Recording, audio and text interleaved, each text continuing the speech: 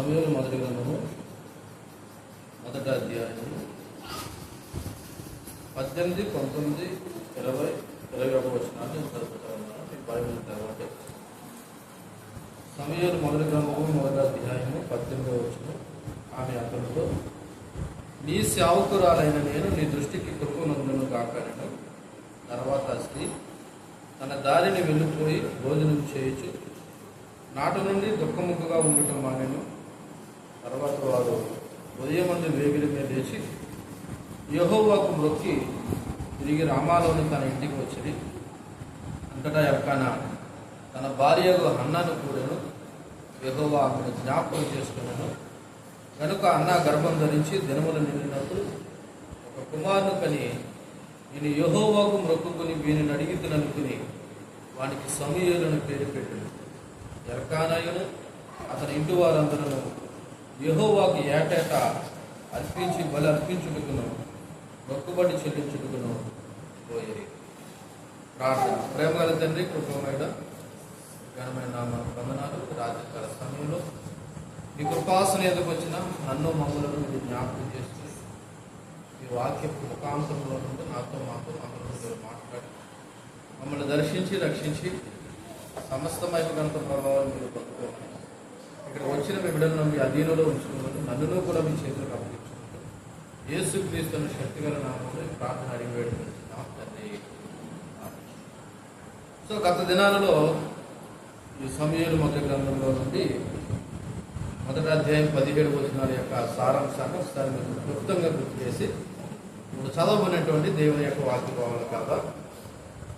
మనకు తెలుసు, ఎఫ్రాయిము మన్యముందు రామాను ప్రాంతంలో ఎల్కానా పడుతున్న ఒక ఎఫ్రాయిముడు ఉన్నాడు. ఆయనకి 2 భార్యలు ఉన్నారు. ఒక ఆమె పేరు అన్న, రెండో ఆమె పేరు పెనిన్నా. పెనిన్నాకు పిల్లలు ఉన్నారు, అన్నకి పిల్లలు లేరు. సో అది ఆమె లోటుగా ఉన్నది. అంతేకాకుండా పెనిన్నా మాటి మాటికి హన్నాను మరి సూటుపోటు మాటల చేత ఆమె పాపం పుట్టించు వస్తుంది.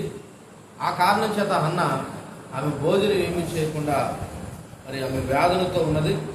దీనికి పరిష్కారం ఏకైక దేవుడి యొక్క మందిరంలో తప్ప వేరే ఆధారం లేదని నమ్మి ఆమె షిలోహులో ఉన్నటువంటి దేవుని మందిరానికి వెళ్ళి మరి సైన్యములకు అధిపతిగా యెహోవాను సంబోధించి తన ప్రార్థన చేయడం మనం విన్నాం. సో ఆ ప్రార్థన చేసే సమయంలో సేవకుడు ఆమెను కనిపెడుతూ ఈమె ఉదయాన్నే మొత్తుగా తాగేసి మందిరంలోకి వచ్చిందేమని పొరపాటు పడి ఆమెను గద్దిస్తారు. కానీ హన్నా మాత్రం, అయ్యా, నీ సేవకురాలమైన నన్ను పనికిమాలిన దానిగా ఎంచొద్దు. నేను నాలో ఉన్న మనోదుఖాన్ని బట్టి నేను మందిరంలో ఏడుస్తున్నాననే మాటను బట్టి మరి ఏలి ఆ మాటను నమ్మి క్షేమంగా ఇంటికి వెళ్ళము, ఇశ్రాయేలు దేవుడు నీకు సమాధానం కలుగుజేయనుగాక అని చెప్పిన పిమ్మట ఆమె చేసినటువంటి పనే ఈ 18వ వచనం మనం చదివాం.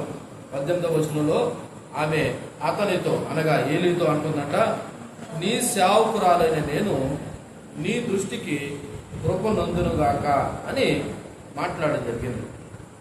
సో ఇక్కడ ఒక 3 విషయాలను జ్ఞాపకం చేసుకుందాం. ముఖ్యంగా ఈ 18వ వచనంలో ఆమె అంటుంది, నీ సేవకురాలైన నేను నీ కృప పొందునుగాక అని మాట్లాడుతుంది.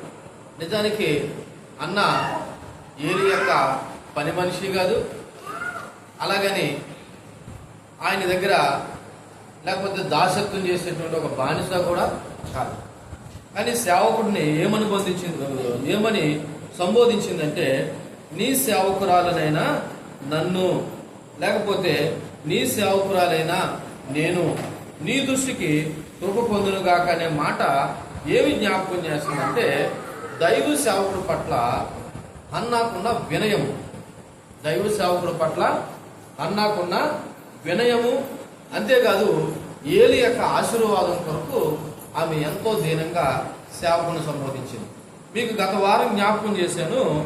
ఆయన ఆమెను పొరపాటు పడి ఏమన్నాడు, నువ్వు ఎంతకాలం మత్తుదానివై లేకపోతే మత్తురాలై ఉంటావు అని అన్నప్పుడు, అంటే మన భాషలో చెప్పాలంటే నువ్వు ఎంతసేపు తాగేసి ఉంటావో తాగుపోద్దానా అన్న మాటకి ఆమె కోపపడకుండా ఏమని సంబోధించిందంటే, అది కాదు నాయన నా ఏలిన వాడని సంబోధించడం జరిగింది.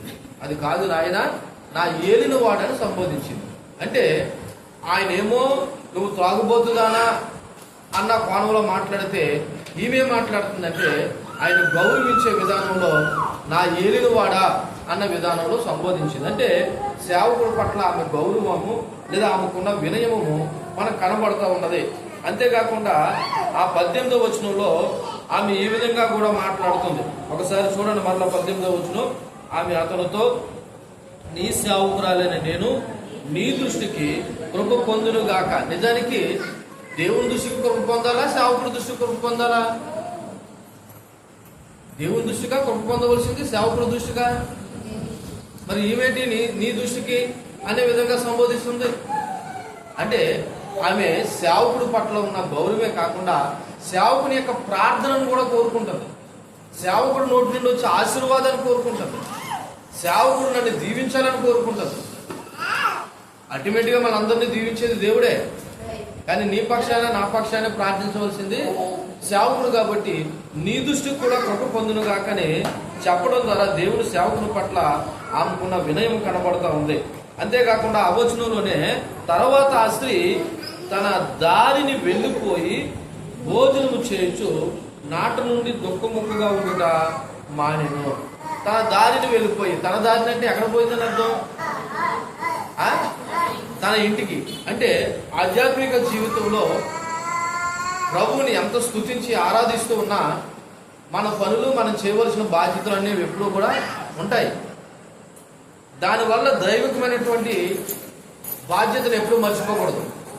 దేవునికి ఇవ్వాల్సిన విలువను ఇస్తూనే ఆమె తన కుటుంబ బాధ్యతలు లేదా తన సంసార బాధ్యతలు కూడా నిర్వర్తిస్తూ ఉంది. కానీ విచిత్రం ఏంటంటే నేటి దినాలలో దైవిక బాధ్యతలను మారుస్తున్నారు, దేవుణ్ణి మారుస్తూ కేవలం కుటుంబ సంబంధమైన బాధ్యతలకే పరిమితం అయిపోతున్నారు. దేవుని బిడ్డలు అనబడుతున్నవారు. దేవుని పిల్లలు దైవికమైన వాటికి బాధ్యత వహించాలి, కుటుంబ సంబంధమైన వాటికి కూడా ఏం చేయాలి? బాధ్యత వహించాలి. కానీ నేటి సంఘము, నేటి సంఘ పరిస్థితులు కనబట్టలేదు.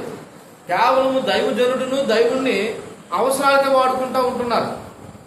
దేవుడు ఎప్పుడు జ్ఞాపకం చేస్తున్నాడంటే కష్టం వచ్చినప్పుడు, వ్యాధి వచ్చినప్పుడు, బాధ వచ్చినప్పుడు, ఏదైనా మన ఇంట్లో ఏదైనా కార్యక్రమాలు జరిపించడానికి దేవుడు అవసరం అవుతున్నాడు తప్ప, అయ్యో నేను దేవుని బిడ్డను, క్రమం తప్పకుండా దేవుని మందిరంలోకి వెళ్ళి నా బాధ్యతను నిర్వర్తించాలి, ప్రార్థించాలి, ఏదైనా పరిచర్య చేయాలనే ఆలోచన నేటి సంఘానికి కనబడలేదు. కానీ ఈమె తన యొక్క సేవకుడి పట్ల గౌరవాన్ని ప్రదర్శిస్తూనే తన ఇంటి బాధ్యతలు కూడా తను నిర్వర్తించే ప్రయత్నం చేస్తూ అక్కడ ఒక మాట రాయబడి ఉన్నది. ఏంటంటే ఆమె నా భోజనము చేయొచ్చు.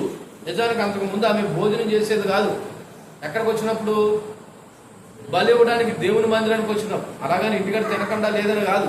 చూడండి 7వ వచనంలో 1వ అధ్యాయంలో ఎల్కానా ఆమెకు ఏటేటా ఆ రీతిగా చేయించి ఉండగా అన్న యెహోవా మందిరం పోయినప్పుడల్లా అది ఆమెకు కోపం పుట్టించును కనుక ఆమె భోజనం చేయక ఏడ్చుచు వచ్చును. అంటే బలి ఇవ్వడానికి మందిరానికి వెళ్ళినప్పుడు ఆమె భోజనం చేసేది కాదు. ఈసారి మాత్రం ఏం చేసిందంట? భోజనం చేసిందంటే ఎందుకు చేసింది? చేయాలనిపించిందా లేదా ఆకలేసిందా? అంటే దాని అర్థం ఏంటో తెలుసా? ఆమె దేవుని యొక్క వాగ్దానం మీద నమ్మకం ఉంచింది. ఎవరి మీద వాగ్దానం మీద? దేవుని మీద తను చేసిన ప్రార్థన బట్టి దేవుడిచ్చే వాగ్దానం మీద నమ్మకం ఉంచింది. అప్పుడు తనకు భోజనం చేయాలనిపించింది. ఒక రకంగా చెప్పాలంటే ఆమెకు మనశ్శాంతి కుదిరింది. దేవుడు నాకు శాంతి సమాధానం ఇస్తాడంటున్న నమ్మకం కుదిరింది. అది ఎప్పుడో తెలుసా? ప్రభు మీద నీ నమ్మకం ఉంటేనే, నీకు విశ్వాసం ఉంటేనే, నువ్వు ప్రార్థనకు వచ్చి అడిగిన దాని మీద నువ్వు నిజమైనటువంటి విశ్వాసము ఇచ్చు దేవుడి మీద నువ్వు నమ్మకం పెట్టుకుంటేనే మనకు మనశ్శాంతి అనేది కలుగుతుంది. కొన్నిసార్లు చూడండి, మనసులో బాధ పెట్టుకుని ఎంత శారీరకంగా 3 పూట్ల తిన్నా అది ఒంటికి ఏం చేయదు, వంట పట్టదని మాట్లాడతాం. కానీ మనశ్శాంతి కలిగి కొద్దిగా తిన్నా సరే అది ఆరోగ్యానికి క్షేమకరంగా ఉంటుంది. ఈమె నిజానికి ఇన్ని రోజులు భోజనం లేక తినలేదు, భోజనం ఉండే మనశ్శాంతి లేక తినలేదు. కానీ ఈసారి మాత్రం తను ప్రార్థించిన దేవుని మీద నమ్మకం ఉంచి విశ్వాసం ఉంచి ఏం చేసిందంటే భోజనం చేసింది. అంటే దానికి కారణం ఏంటంటే తను నమ్మిన దేవుడి మీద పూర్తి విశ్వాసం, వాగ్దానం మీద ఉంచడం జరిగింది. రెండోది, మూడోది 18వ వచనంలోనే నాట నుండి దుఃఖముఖిగా ఉండుట మానేను అని రాయబడి ఉన్నది. నాట నుండి, నేటి నుండి ఆమె ఎప్పుడైతే దేవుని సన్నిధిలోకి వెళ్ళి ప్రార్థన చేసిందో, దైవజనుని యొక్క ఆశీర్వాదాన్ని పొందుకుందో, తర్వాత అక్కడ నుండి ఇంటికి వెళ్ళిన తర్వాత నుండి భోజనం చేస్తూ ఇక నాటి నుండి ఏం మానేసిందంటే ఆమె దుఃఖముఖగా ఉండుట మానివేసింది. అంటే దాని అర్థం ఏంటంటే ఆమె దేవుని మీద పరిపూర్ణ నమ్మక విశ్వాసాలతో పాటు ఇక నేను ఏడవలసిన అవసరం లేదు, ఎందుకంటే నేను అడిగిన దాన్ని నేను పొందుకున్నాను అన్న ఒక పరిపూర్ణమైన నమ్మకంతో ఆమె ఏం చేయడం మానేసిందంటే ఇక మీదట దుఃఖముఖగా ఉండుట మానివేసిందనే విషయాన్ని మనం జ్ఞాపకం చేసుకోవాలి. దేవునికి మహిమ కలుగును గాక. హల్లెలూయా. కాబట్టి ఈ వచనంలో నుండి మనం నేర్చుకోవాల్సిన కొన్ని ప్రాముఖ్యమైన విషయాలను మీకు మరలా జ్ఞాపకం చేస్తూ ముందుకు వెళ్దాం. చూడండి, ఈమె మొదటగా ఆమె చేసిన ప్రార్థన బట్టి ఆమె మరి దేవుళ్ళలో పరిపూర్ణమైన విశ్వాసాన్ని ఉంచగలిగింది. రెండోది, ప్రార్థన యొక్క శక్తిని గ్రహించిందండి. దేని గ్రహించింది? ప్రార్థన యొక్క శక్తిని గ్రహించింది.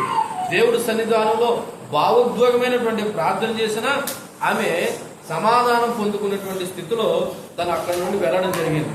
కాబట్టి దేవుని సంగమా, మనం నేర్చుకోవాల్సిన విషయం ఏంటంటే ఈ అన్నా చేసిన ప్రార్థన బట్టి ఒకవేళ నువ్వు కూడా నీ దైనందిన జీవితంలో ఒకవేళ ప్రార్థన చేస్తే ఈ విధమైన విశ్వాసం మనం ఉంచాలి. మనం ప్రార్థన చేస్తూనే ఉంటాము, ఎందుకు దేవుడు ఇస్తాడా లేదని అపనమ్మకంతో కూడా ఉంటాం. కానీ అన్న ప్రార్థన ఆ విధంగా లేదనే విషయాన్ని మనం గుర్తుపెట్టుకోవాలి.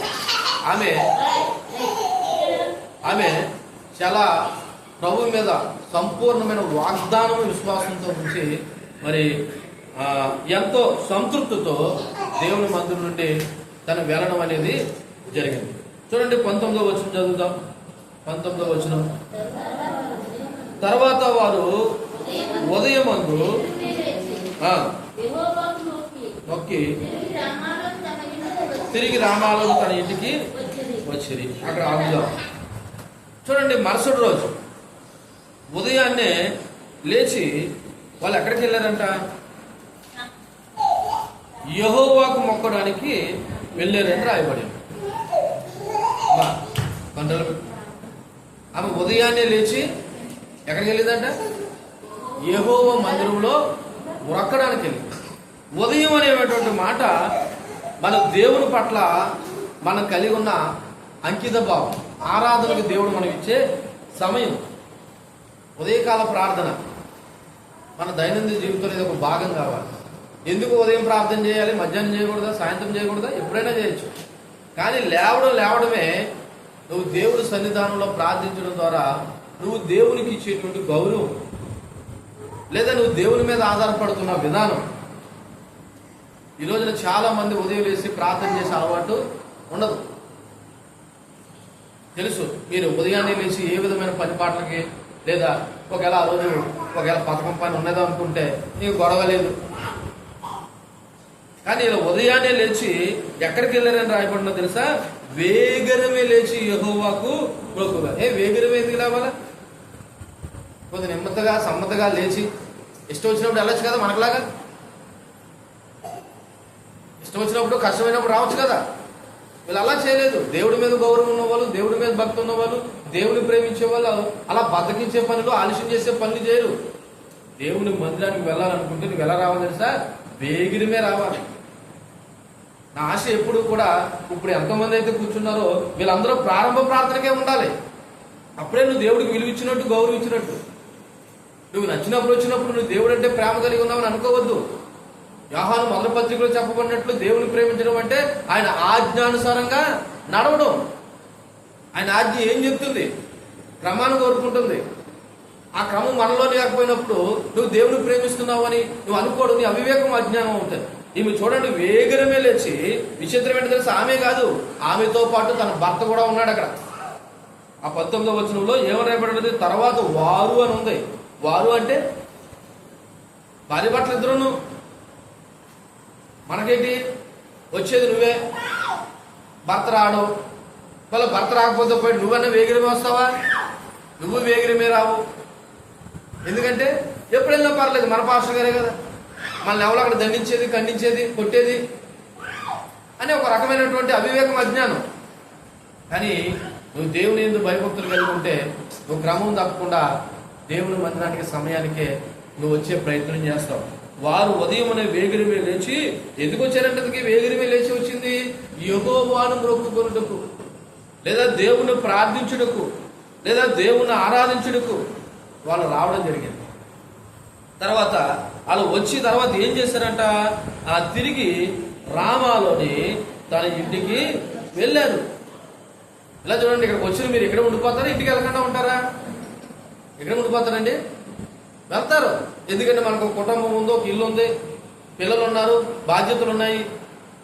సో అలాగని చెప్పేసి మీరు ఎక్కడే ఉండిపోండి, మీరు ఏ బాధ్యతలు పెట్టించుకోవద్దు, మీ పిల్లలు పట్టించుకోవద్దు, మీ ఇంటి పనులు పట్టించుకోవద్దు అని దేవుడు ఏమీ బంధించట్లేదు. నీ పనులు చేసుకో, కానీ దేవుడికి ఇవ్వాల్సిన సమయాన్ని, దేవుడికి ఇవ్వాల్సిన గౌరవాన్ని మాత్రం మనం ఏం చేయాలా, ఇస్తూ ఉండాలి. దేవుడు 6 దినాలు కష్టపడండి, 7వ రోజు నాదండి అని ఇశ్రాయేలు ప్రజలతో చెప్పాడు. ఈ రోజున దేవుని పిల్లలను మనము నువ్వు కష్టపడు, కానీ ఆయనకి ఇవ్వాల్సిన సమయాన్ని మాత్రం నువ్వు ఇచ్చే ప్రయత్నం చేయాలి.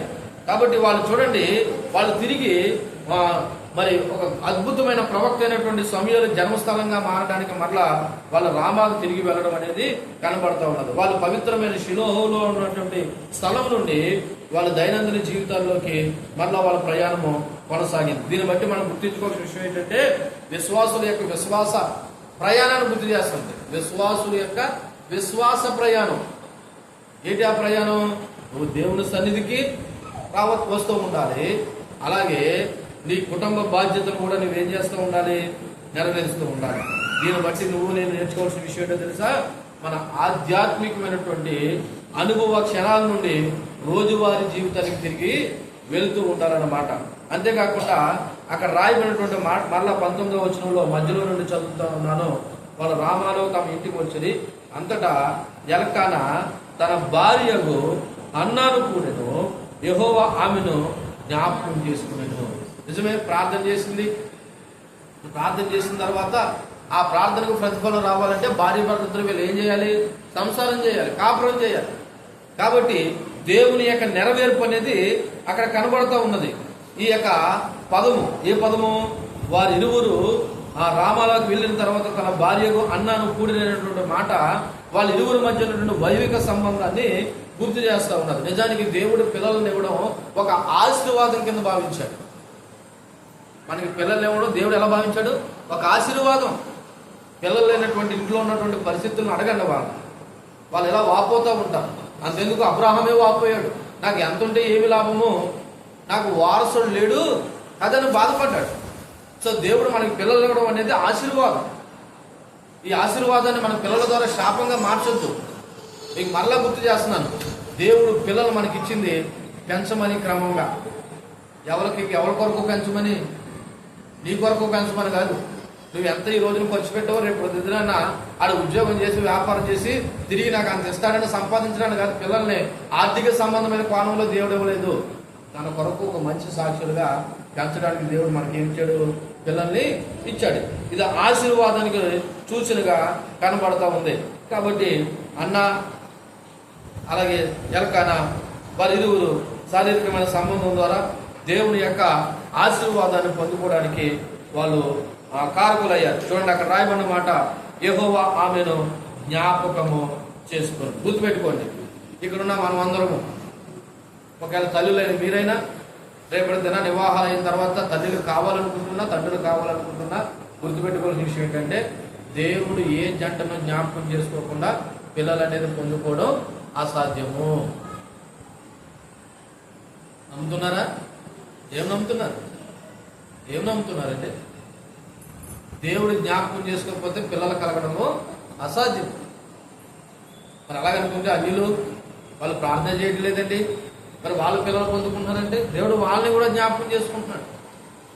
వాళ్ళని కూడా దేవుడు ఏం చేసుకున్నాడు, జ్ఞాపకం చేసుకున్నాడు. అబ్రహాం యొక్క భార్యకు సారాన్ని దేవుడు జ్ఞాపకం చేసుకున్నంత వరకు వాళ్ళకి పిల్లలు లేదు. ఇస్సాకు భార్య అయినటువంటి రెబెకాను జ్ఞాపకం చేసుకున్నంత వరకు వాళ్ళకి ఎవరు లేరు, పిల్లలు లేరు. యాకోబు భార్య అయినటువంటి రాహేలును దేవుడు జ్ఞాపకం చేసుకున్నంత వరకు వాళ్ళకి ఎవరు లేరు, పిల్లలు లేరు. అలాగే అన్నాను దేవుడు జ్ఞాపకం చేసుకున్నంత వరకు వాళ్ళు కూడా ఎవరు లేరు. ఎందుకంటే దేవుడు పిల్లలు ఇవ్వడం అనేది ఆయన సంకల్పం, ఆయన చేతిలో ఉంది. కాబట్టి యెహోవా ఆమెను జ్ఞాపకం చేసుకున్నాడు. కాబట్టి వాళ్ళకి పిల్లలు కలిగారనే విషయం 20వ వచనంలో కనపడుతుంది. అయితే ఈ 19వ వచనంలో నుండి కొన్ని ముఖ్యమైన మాటలు జ్ఞాపకం చేసుకుంటే ఇక్కడ భార్య భర్తల యొక్క ఆరాధన కనపడుతుంది. ఈ 19వ వచనంలో ఎవరు ఆరాధన కనపడుతుంది? భార్య భర్తల యొక్క ఆరాధన. ఓన్లీ భార్య యొక్క ఆరాధన, భర్త యొక్క ఆరాధన కాదు, ఇద్దరు కూడా. ఈ రోజున సంఘంలో భార్య భర్తలు ఇరువురు కూడా ఉండాలి దేవుడి మందిరంలో. మీరు ఏమనుకున్నారంటే ఆయన నమ్ముకోవడం లేదండి మరి అన్న ఒక విధానంలో మీరు చాలా నిర్లక్ష్యం చేస్తున్నారు. కానీ నాకు తెలియక అడుగుతాను, ఎప్పుడైనా మోటివేట్ చేశారా మీ భర్తల్ని ప్రార్థనకు రమ్మని? మోటివేట్ అంటే బతుమాలుకున్నారా? మీకు కావలసిన వస్తువులను కొనిపించడానికి కొద్దిగా ఏమంటారు మన భాషలో చెప్పాలంటే ఏ విధంగా కాకాపడతారో ప్రభు సన్నిధికి నడిపించడానికి ఎప్పుడైనా మీ భర్తలను అలా కాకా పెట్టారా? ఎప్పుడైనా అలా అడిగే విధానం చేశారా? చేయరు. ఎందుకంటే పర్లేదు, ఆయన తెచ్చి పెడుతున్నాడు, మనం వండి పెడుతున్నాము, కుటుంబం సాఫీగా వెళ్ళిపోతుంది. నిజమే, సాఫీగా వెళ్ళిపోవచ్చు, కాదంటలేదు. కానీ రక్షణ లేకపోతే ఆ వ్యక్తి యొక్క జీవితం నరక పాత్రలు అయిపోతేనే కనీస భారము బాధ్యత ఒక భార్యగా, ఒక తల్లిగా నీకు లేకపోతే అది నేనేం చేయలేను. రెండోది, ఈ భార్య భర్తల యొక్క నిరంతర ప్రార్థన కనపడుతుంది. భార్య భర్తల యొక్క నిరంతర ప్రార్థన కనపడుతుంది. ఆ ప్రార్థనలో మూడోది, దేవుడిపై నమ్మకం కూడా కనపడుతుంది. దేవుడిపై నమ్మకం కూడా కనపడుతుంది. అలాగే కుటుంబ జీవితంలో విశ్వాసము, కుటుంబ పాత్ర యొక్క విధానము ఇక్కడ కనపడే ప్రయత్నం చేసింది. ఇక 20వ వచనాన్ని ఒకసారి మనము జ్ఞాపకం చేసుకుందాం. 20వ వచనం నేను చదువుతా ఉన్నాం. గనుక అన్న గర్భం ధరించి దినములు నిండినప్పుడు ఒక కుమారుని కని నేను యెహోవాకు మొక్కుకుని వీనిని అడిగితననుకుని వానికి సమూయేలని పేరు పెట్టాను. చూడండి, అక్కడ 20వ వచనం ఈ విధంగా ప్రారంభమైంది. గనుక అని. గనుక అంటే కాబట్టి. ఏం కాబట్టి? దేవుడు అన్నాని జ్ఞాపకం చేసుకున్నాడు కాబట్టి అన్న ఏం చేసిందంట? గర్భం ధరించి దినములు నిండినప్పుడు ఒక కుమారుణ్ణి కన్నది. సో ఈ యొక్క మాట దేవుని వాగ్దానం యొక్క నెరవేర్పుని సూచిస్తుంది. దేవుని యొక్క వాగ్దానం 18వ వచనంలో ఆమె దేవుని వాగ్దానం నమ్మి ఎక్కడికి వచ్చింది? ఇంటికి వచ్చింది. ఇంటికి వచ్చే భార్య భర్తలు వాళ్ళు ఏం చేశారు? కాపురం చేశారు. ఇప్పుడు ఆ వాగ్దానం నెరవేర్పు ఏమైంది? నెరవేరింది. అంటే ఇక్కడ దేవుని యొక్క వాగ్దానం నెరవేర్పు కనపడది. రెండోది, అన్నా చేసిన ప్రార్థనకి జవాబు కూడా కనపడదు. అన్నా చేసిన ప్రార్థనకి జవాబు కనపడదు. ఎందుకంటే దేవునికి తెలుసు ఏ సమయంలో ఎవరికి ఏది ఇవ్వాలన్నది. ఎవరికి తెలుసు? దేవునికి తెలుసు ఏ సమయంలో ఎవరికి ఏది ఇవ్వాలన్నది. కాబట్టి దినాలు నిండే సమయం వచ్చింది. ఆమె కుమారుని కన్నది. ఆ కుమారునికి ఒక పేరు కూడా పెట్టడం జరిగింది. ఆ పేరు సమూయేలు అని అక్కడ రాయబడి ఉన్నది.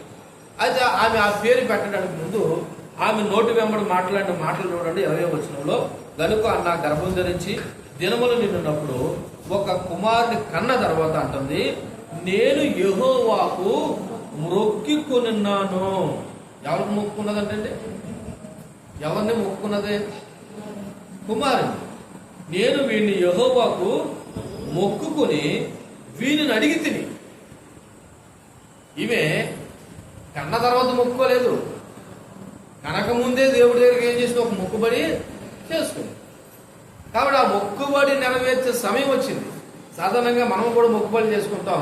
ఇలా చూడండి, అబ్బాయి కష్టంలో ఉన్నప్పుడు, ఇబ్బందులు ఉన్నప్పుడు అలా జరిగితే ఎలా జరిగితే అని మొక్కుబడి చేసుకుని కొంతమంది వెళ్ళకుండా చోటకు వెళ్తా ఉన్నారులేండి, అక్కడికి ఇక్కడికి. నిజానికి అది వాక్యానుసారం కాదు. అది నీ గురించి ప్రార్థన చేసేది సంఘము, నీ గురించి ప్రార్థన చేసేది దైవజనుడు. అక్కడ ఎవరో కూడా నీ గురించి ప్రార్థన చేయరు. నువ్వు వెళ్ళిన తర్వాత అక్కడ ఎవరో కూడా నీకు తెలియదు. అసలు ఏది మొక్కుకోవాలో అర్థం కావట్లేదు. సింపుల్గా మొక్కుబడి కదా, ఒకసారి సరదాగా టూర్ వేసేసినట్టు ఉంటుంది అన్నట్టుగా వెళ్ళొస్తున్నారు క్రైస్తవుల్లో కూడా. నిజానికి ఇది వాక్యానుసారం కాదు. దేవుని వాక్యం ఏమి సమర్థించట్లేదు. నువ్వు మొక్కుకుంటే దేవుడి దగ్గర నీ యొక్క జీవిత విషయమే మొక్కుకో, నీ బిడ్డల విషయమే మొక్కుకో, నీ భర్త గురించి మొక్కుకో, లేకపోతే నీ పాదాల చుట్టూ ఉపవాసం ఉండి నా భార్య బిడ్డల గురించి ఏడుస్తానని మొక్కుకో. ఇది మనకు శాతం అవ్వదు. ఏది సులువుగా ఉంటుందో అది చేసే ప్రయత్నం చేస్తాం. కొంతమంది గుండ్లు కూడా కొట్టించుకుంటారు. ఏం పోయింది? తల వెంట్రుకలే కదా, మళ్ళీ మొలుస్తాయన్న నమ్మకం. కానీ గమనించవలసిన విషయం ఏంటి తెలుసా? ఈమె మొక్కుకున్నది తనకు కుమారుడు కలిగిన తర్వాత వాడిని నేను దేవుని సేవకి ఇచ్చేస్తానని. ఇదేంటంటే నేను దేవుని యొక్క సేవకి ఇస్తానని. కాబట్టి ఆ మొక్కుబడి కారణాన్ని బట్టి ఆడికి అనగా ఆ యొక్క సమూయేలు అనబడుతున్న ఆ కుమారుడికి ఒక అర్థము వచ్చే విధంగా పేరు పెట్టడం జరిగింది. ఏమని పేరు పెట్టడం జరిగిందంటే సమూయేలు. సమూయేలు అనే మాటకు అర్థం ఏంటంటే దేవుడు విన్నాడు లేదా ప్రార్థనకు సమాధానం. దేవుడు విన్నాడు లేదా దేవుడి నుండి వచ్చాడు లేదా ప్రార్థనకు సమాధానం సమూయేలు అనే మాటకు అర్థం. సో ఆ రోజుల్లో ప్రవచనాత్మకంగా పేర్లు పెట్టడం జరిగింది, పరిస్థితులను బట్టి పేర్లు పెట్టడం జరిగింది. కాబట్టి ఆమె ప్రార్థన అంటే ఆమె చేసుకున్న మొక్కుబడిని బట్టి సమూయేలుకి ఏ విధమైనటువంటి పేరు పెట్టిందంటే ప్రార్థనకు జవాబు లేదా మరి దేవుడు విన్నాడు అన్న అర్థం వచ్చే విధంగా ఆ కుమారుడికి సమూయేలు అనేటువంటి పేరు పెట్టడం జరిగింది. మనకు తెలుసు ఆ రోజుల్లో కొన్ని పేర్లు సందర్భానుసారంగా ప్రవచనాత్మకంగా పెట్టడం జరిగింది. ఉదాహరణకి ఇస్సాకు అనే మాటకు అర్థం ఏంటి? నవ్వు. మోషే అనే మాటకు అర్థం ఏంటి? అంతే, నీటి నుండి తీయబడినవాడు. ఇలాగా వాళ్ళ యొక్క జన్మ విధానాన్ని బట్టి లేదా పరిస్థితులను బట్టి ప్రవచనాత్మకంగా పేర్లు పెట్టడం జరిగింది. ఇక్కడ అన్నా కూడా తన కుమారుడికి సమూయేలు అని పేరు పెట్టడం గల కారణం ఏంటంటే నా ప్రార్థనకు జవాబు దొరికింది, ఈయన దేవుడి నుండి వచ్చాడు లేదా దేవుడు విన్నాడు నా ప్రార్థనని అర్థం వచ్చే రీతిలో సమూయేలు అని పేరు పెట్టింది. అంతేకాదు అంటుంది ఆమె యెహోవా నుండి అతన్ని అడిగానని చెప్తుంది. ఎవరి నుండి? యెహోవా యొద్ద నుండి నేను అది పొందుకున్నాననే విషయాన్ని జ్ఞాపకం చేస్తుంది. కీర్తనలో 34వ కీర్తన 17వ వచనం ఒకసారి మనం చదివినట్లయితే 34వ కీర్తన 17వ వచనంలో నీతిమంతులు మొరపెట్టగా యెహోవా ఆలకించును, వారి శ్రమలన్నింటిలో నుండి వారిని ఏం చేస్తాడో విడిపిస్తాడు. సో మరి అన్న యొక్క ప్రార్థన దేవుడు విని ఆమె ప్రార్థనకు జవాబుగా మరి సమూయేలు అనబడుతున్న ఒక చక్కటి బిడ్డను ఆమెను పొందుకోవడం జరిగింది. సో ఈ వచనం నుండి కొన్ని మాటలు మీకు మరలా గుర్తు చేసే ప్రయత్నం చేస్తున్నాను. ఆమె నిరంతర ప్రార్థనకు జవాబు దొరికింది. ఆమె నిరంతర ప్రార్థనకి ఏం దొరికింది? నిజానికి ఆమె చాలా రోజుల బట్టి ప్రార్థన చేస్తారు, కానీ దేవునికి ఒక మొక్కుబడి చేసుకున్న తర్వాత ఆ ప్రార్థనకు జవాబు దొరికింది. అంతేకాదు దేవుడు ఆమె యొక్క విశ్వాసాన్ని కూడా బలపరిచాడు. ఆమె ఏదైతే దేవుని మీద నమ్మకం పెట్టుకున్నదో ఆ విశ్వాసాన్ని కూడా ఆమె బలపరిచాడు. అంతేకాదు ఆమె మొక్కుకున్న దానికి ప్రతిఫలంగా తన పొందుకున్న కుమారుడికి దేవుడి నుండి వచ్చిన వాడని ఒక అర్థం వచ్చే రీతిలో సమూయేలును ఒక సాక్షిగా తన పేరు పెట్టడం కూడా జరిగింది.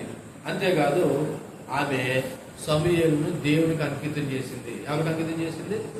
దేవునికి. ఎందుకంటే వీడిని నేను దేవుడి నుండి మొక్కుకున్నానని అర్థం వచ్చే రీతిలో సమూయేలును పేరు పెట్టడం ద్వారా తన కుమారుడిని దేవునికి అంకితం చేయడం జరిగింది. చివరగా తర్వాత మాట 21వ మాట మనం విని ఊహించుకునే ప్రయత్నం చేద్దాం. 21వ వచనం, ఎల్కానాయును అతని ఇంటి వారందరూ యెహోవాకు ఏటేటా అర్పించు బలి అర్పించుటకును మొక్కుబడి చెల్లించుటకును పోయిరి అని రాయబడింది. చూడండి, ఇక్కడ క్రమం తప్పని ఒక ఆరాధన కనపడుతుందండి. ఏంటంటే క్రమం తప్పని ఒక ఆరాధన. ఏంటి? ఆ 20వ వచనంలో 21వ వచనంలో ఎల్కానాయును అతని ఇంటి వారందరూ యెహోవాకు ఎప్పుడంట ఏటేట అనే మాటకి ఏంటంటే ఆ రోజున ఇశ్రాయేలు ప్రజలు వాళ్ళ యొక్క జీవితంలో కంపల్సరీ ఏటేటా దేవుని మందిరానికి వెళ్ళాలి. మాకు కూడా అటువంటి అవకాశం ఉంటే బాగుందండి.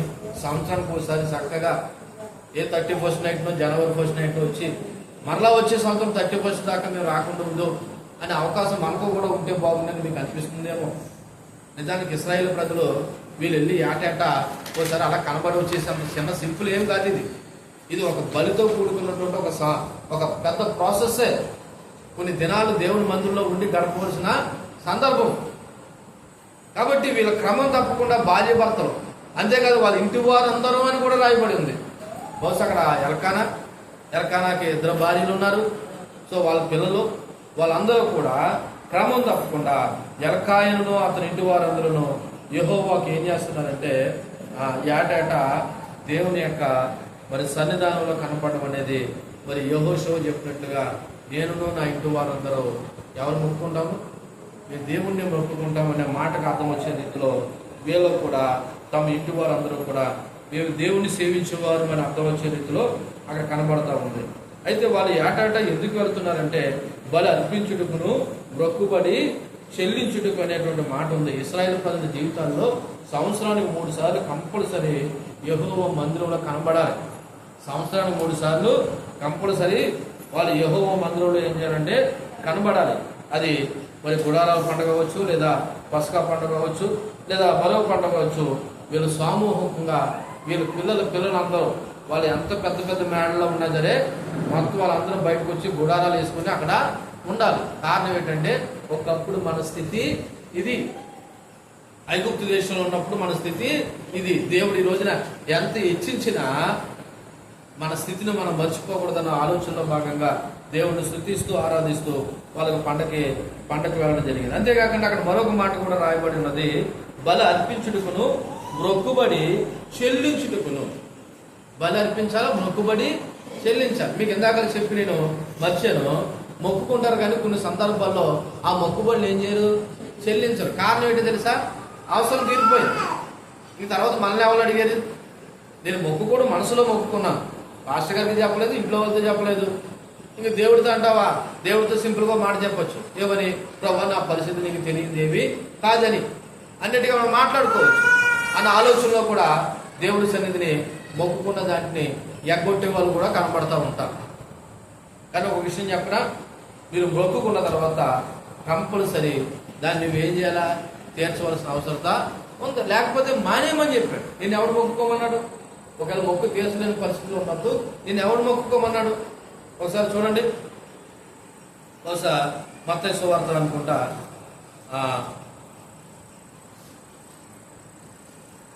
5వ అధ్యాయానికి ముందు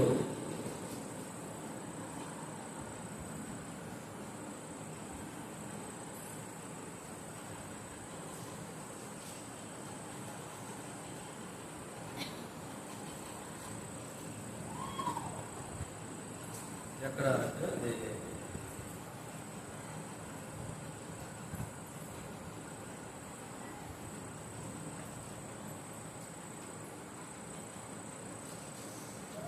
1 ప్రసంగి గ్రంథం తీయండి.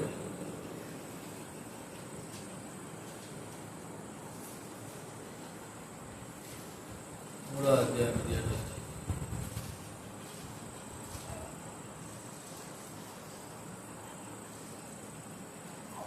5వ అధ్యాయం ప్రసంగి గ్రంథము 5వ అధ్యాయము 5వ వచనం 4వ వచనం. నువ్వు దేవునికి మొక్కుబడి చేసుకునేట్లా దాన్ని చెల్లించుటకు ఏం చేయొద్దు, ఆలస్యం చేయకు. బుద్ధిహీనులు యందు ఆయనకి ఇష్టం లేదు. నువ్వు మొక్కుకున్న దాన్ని చెల్లించము. నువ్వు మొక్కుకొని చెల్లింపకుంటు కంటే మొక్కుకొని ఉండడం కంటే మేలే కదా.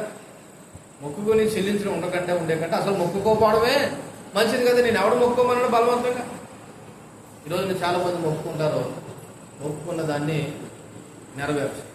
కానీ ఇక్కడ ఈ దంపతులు మాత్రం ఏటేటా దైవ మందిరానికి వెళ్తున్నారు, బలి అర్పిస్తున్నారు. అంతేకాదు మొక్కుబట్లు కూడా చెల్లిస్తున్నారు అనేటువంటి మాట కనపడతా ఉంది.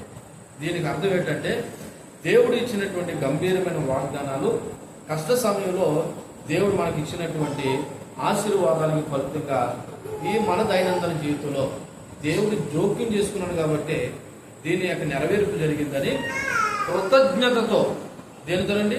కృతజ్ఞతతో దేవుని సన్నిధికి వెళ్ళి దేవుడు నెరవేర్చిన కార్యాలను బట్టి మనం అర్పించే అర్పణే మొక్కుబడి చెల్లించుకోండి. అందుకే ఒకసారి కొరింథీయులకు రాసినటువంటి 2వ పత్రిక 1వ అధ్యాయము 20వ వచనాన్ని చదువుదాం. కొరింథీయులకు రాసినటువంటి 2వ పత్రిక 1వ అధ్యాయము 20వ వచనాన్ని చదువుదాం. దేవుని వాగ్దానములు ఎన్నైనను అన్నియును క్రీస్తునందు అవునట్టుగానే ఉండవు కనుక మన ద్వారా దేవునికి మహిమ కలుగుటకే అవి ఆయన వలన నిశ్చయములై ఉన్నాయి. సో దేవుడిచ్చిన వాగ్దానాలు అవి ఎన్నైనా సరే అవన్నీ కూడా క్రీస్తునందు అవునట్టుగానే ఉన్నది. కాబట్టి దేవుడు చేసిన వాగ్దానాల నెరవేర్పును మనం మొక్కుకున్న మొక్కుబడిని చెల్లించవలసిన అవసరం ఉంది. సో ఈ వచనంలో కూడా కొన్ని మాటలు చెప్పి నేను ముగిస్తాను. చూడండి, ఆరాధనలో విశ్వాసం. దేంట్లో విశ్వాసం? ఆరాధన అంటే మొక్కుకున్న దానిలో వాళ్ళు విశ్వాసాన్ని కనపరిచారు. ఏదైతే మొక్కుకున్నారో ఆ మొక్కుబడిని చెల్లించడం ద్వారా దేవుని పట్ల వాళ్ళ ఆరాధనలో ఏం కనపడ్డదంటే విశ్వాసం. అంతేకాదు వాళ్ళు మొక్కుకున్న దాని యొక్క ప్రాముఖ్యతను కూడా గుర్తెరిగారు. అంటే దేవుని ప్రమాణాలు నెరవేర్చడమే కాదు, అవి నెరవేర్చడం ద్వారా అది దేవుని పట్ల మనం చాలా జాగ్రత్తగా నిజాయితీగా ఉన్నామనే విషయాన్ని కనపడుతూ ఉంది. అంతేకాదు ఇక్కడ మరొకటి కనపడుతుంది, కుటుంబ నాయకత్వం కనపడుతుంది. అంటే ఇంటి వారందరము దేవుని మందిరంలోకి వెళ్ళడం ద్వారా ఆ కుటుంబంలో ఏం కనపడుతుందంటే కుటుంబ నాయకత్వం కనపడుతుంది. నాలుగోది, కుటుంబంలో సమాజ ఆరాధన కనపడుతుంది. కుటుంబం అంతా కలిసి ఏం చేస్తారంటే శిలోకి వెళ్ళి మొక్కుబడి చెల్లించడం ద్వారా వాళ్ళు దేవుడి సన్నిధానంలో ఏం చేస్తారంటే ఆరాధన చేయడం జరిగింది. సో ఈ 19, 18, 19, 21 వచనాలు, ఈ 4 వచనాల నుండి నువ్వు నేర్చుకున్న పాఠాలు ఒకసారి ఆలోచించి మధ్యాహ్న కాల సమయంలో గుర్తు చేశాను. ఆ మాట గుర్తు చేసి నేను ముగించే ప్రయత్నం చేస్తాను. ఏమని గుర్తు చేశానంటే రాని వారు ఒకసారి మీరు మీ బైబిల్ తెలిసి హెబ్రీయులకు రాసిన పత్రిక 2వ అధ్యాయము 1వ వచనాన్ని చదివితే ఇప్పుడు మనం నేర్చుకున్న వాక్యం మీకు ఏమాత్రం ప్రయోజనకరంగా ఉండి మీకు మేలుకరంగా ఉన్న ఒకసారి చదువుతాం. హెబ్రీయులకు రాసిన పత్రిక 2వ అధ్యాయం 1వ వచనం, కావున మనం వినిన సంగతులను విడిచిపెట్టి కొట్టుకుని పోకున్నట్లు. ఇప్పుడు విన్నారా? ఎన్ని వచనాలు విన్నారు మీరు? 18, 19, 20, 21. ఈ 4 వచనాల నుండి మీరు ఏమి నేర్చుకున్నారో ఆ వినిన సంగతులు మీరు ఏం చేయకూడదంట? విడిచిపెట్టి కొట్టుకుని పోకున్నట్లు. అంటే ఏంటి? ఈరోజు విన్నదే మర్చిపోయి మరలా ఆదివారం ఫ్రెష్గా వింటాము, ఆ రోజు విన్నది మర్చిపోయి మరలా మీరు ప్రార్థన పెట్టినప్పుడు మళ్ళీ వింటాము అంటే కుదరదా? మీరు విన్న వాక్యములను మర్చిపోకుండానట్లు, విడిచిపెట్టి కొట్టుకుని పోకున్నట్లు వాటి యందు చదవండి. అక్కడ చూడండి, వాటి యందు ఏటి యందు ఏ వాక్యం అయితే విన్నారో ఆ వాక్యమందు మరి విశేష జాగ్రత్త కలిగి ఉండవలను. విన్న వాక్యాల పట్ల జాగ్రత్త లేకపోతే ఎలా చూడండి, నీకు ఎన్ని సంవత్సరాలు బోధించిన ప్రయోజనము లేదు. ఎందుకని? నేడు చెప్పిన సంగతులు మీరు ఏం చేస్తున్నారు? మర్చిపోతారు. అలా మర్చిపోకున్నట్లు మరి విశేషంగా జాగ్రత్త అని చెప్తున్నాడు. ఇక్కడ జాగ్రత్త అంటే ఏంటి? వార్నింగ్ ఇస్తున్నాడు. ఏంటి? ఏ విషయంలో వార్నింగ్? దేవుని వాక్యాన్ని మర్చిపోవద్దనే విషయంలో వార్నింగ్. అసలు మర్చిపోకుండా ఉండాలంటే వినాలి కదా. విన్నదాన్ని ఏం చేయాలంట? జ్ఞాపకం చేసుకోవాలంట. కానీ ఈ రోజున వాక్యం రేపు గుర్తుండదు, రేపు చెప్పిన వాక్యం గుర్తుండదు. మరి ఇలాగ ఎన్ని సంవత్సరాలు నీవు బోధిస్తూ ఉంటే ఏ రోజున ఏ వాక్యం గుర్తుంటుంది? మధ్యాహ్నం వాళ్ళకి వేసిన ప్రశ్న మళ్ళీ మీకు వేస్తున్నాను. ఏనాడైనా ఒక ప్రసంగం ఇన్ని సంవత్సరాల్లో మీకు స్టార్టింగ్ నుంచి ఎండింగ్ వరకు గుర్తుందా? ఒక ప్రసంగం అడుగుతున్నాను నేను, ఒక మాట అడగట్లేదు. ఒక ప్రసంగం ఇన్ని సంవత్సరాల కాలంలో పలానా రోజున పలానా అంశం మీద మాట్లాడారని మీరు ఏమైనా ఒక 10 నిమిషాలు చెప్పగలరా? చెప్పలేకపోతే నువ్వు దేవుని వాక్యం పట్ల జాగ్రత్తగా లేదు. అక్కడ రాయబడిన మాట మరి విశేషంగా జాగ్రత్త కలిగి ఉండవలనే ఉంది. దేని విషయంలోనూ నువ్వు ఇంతకు ముందు వినిన సంగతులు, వినబోతున్న సంగతుల విషయంలో నువ్వు కొట్టుకొని పోకున్నట్టు దేవుని వాక్యాన్ని జాగ్రత్తగా కాచుకోవాలంట. కానీ ఈ రోజున మీకు అర్థమైన విషయం ఏంటంటే, వచ్చామా, ఏదో పాస్టర్ చెప్పారా, విన్నామా, వెళ్ళిపోయామా, మధ్యలో ఏమైపోయినా పర్లేదు, మళ్ళీ ఆదివారాన్ని పిలుస్తారు, మైకెట్టిన గరిస్తారు, వస్తారు, మళ్ళా విందాం, వెళ్ళిపోదాం. ఇదే మనం గొప్ప భక్తి చేసామనుకుంటున్నాం. నువ్వు వాక్యాన్ని గుర్తుపెట్టుకోలేనంత వరకు నువ్వు దేవుని యొక్క సన్నిధానంలో నిజమైన ఆరాధకురాలు కాలేవు. కాబట్టి విన్న సంగతులను పెట్టుకోండి, మర్చిపోకుండా కొట్టుపోకున్నట్లు మరి జాగ్రత్తగా వహించండి. దేవుడి మాటలో అన్ని కూడా దీవించి ఫలింపచేయుగాక. ఆమె కళ్ళు మూసుకుందాం. చెప్పబడిన వాక్యం బట్టి ఒక 2-3 నిమిషాలు వ్యక్తిగతంగా ప్రార్థన చేద్దాం.